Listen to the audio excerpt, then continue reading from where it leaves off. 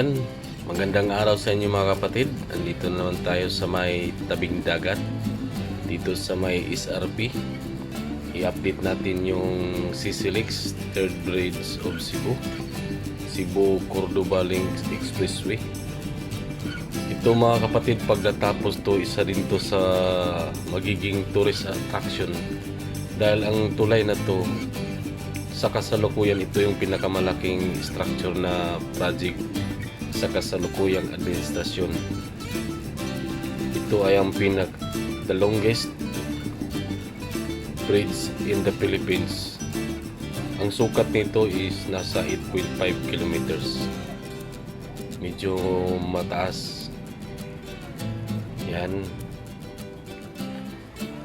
simpo pagpunta natin dito na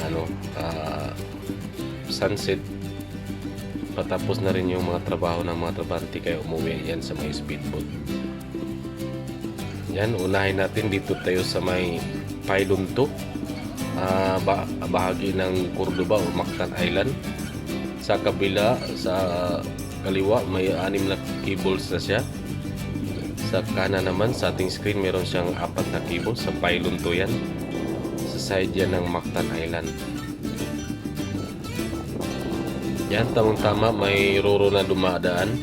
Meron siyang 51 navigational clearance sa tulay na yan kung matatapos.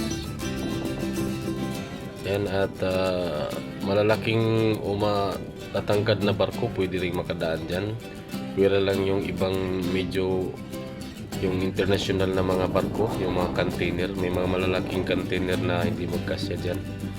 Yan yung side na yung pababa ng tulay papunta yung Cordoba. Yan. Malapit na rin siyang matapos.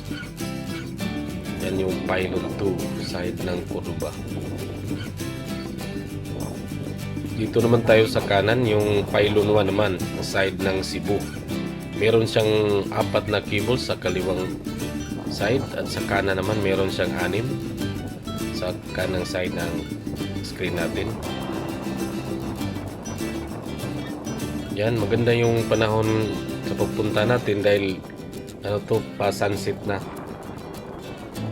Itong Cebu Cordoba Link Expressway ay mula dito sa Cebu City sa may SRP papuntang Mactan Island sa pamamagitan ng Municipality of Cordoba.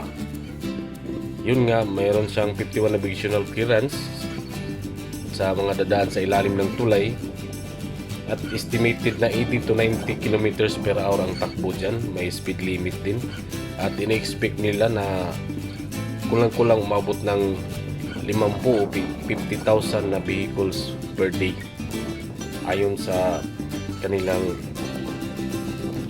page sa CCLX.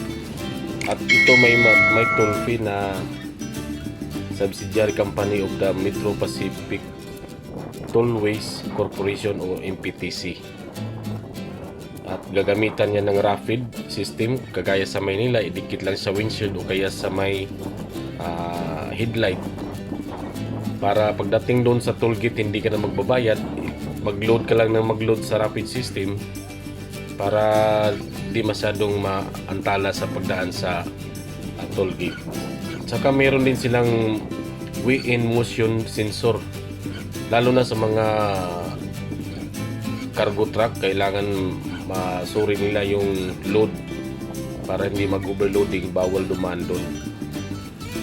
At saka yung sa speed nila na tinatawag nila na IP-based speed, merong 80 to 90 km per hour. Meron din silang pangsukat doon kung lumabag ka sa kanilang speed limit. Dahil ganyan din sa Maynila, mayroon silang mga speed limit na dapat nating sundin. At kagandahan nito, wala lang akong makapikita na meron siyang sa tabi, meron siyang pedestrian lane na pwede kayong makadaan sa gilid. So maganda to para sa mga, malaking tulong to sa mga Cebuano, at makaiwas din sa traffic, at isa din to sa magiging tourist attraction someday kung matatapos to. At saka hopefully kung matatapos tong bridge na to, at matuloy yung papunta namang Bohol galing Cordoba. So kung pupunta ng Bohol, kahit uwian lang, umaga punta doon o madaling araw, tapos uli hapon o gabi. At saka mabilis na pupunta doon, hindi ka na mag through sea, Oruro. Madali lang pagpunta doon. Pero may mga kaukulang toll fee yan. Kung hindi ka gustong maabala, yan, gagamit ka ng rapid system. Yung maglo-load ka lang, pagdaan mo doon, i-scan yan, automatic yan, nandun sa windshield mo para madali yung pagdaan mo.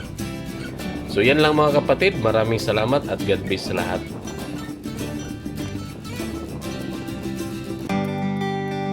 Shout out time.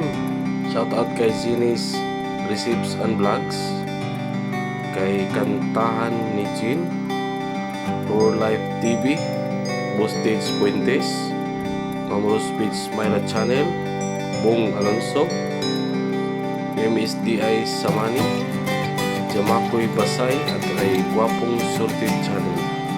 Salamat at God bless sa lahat.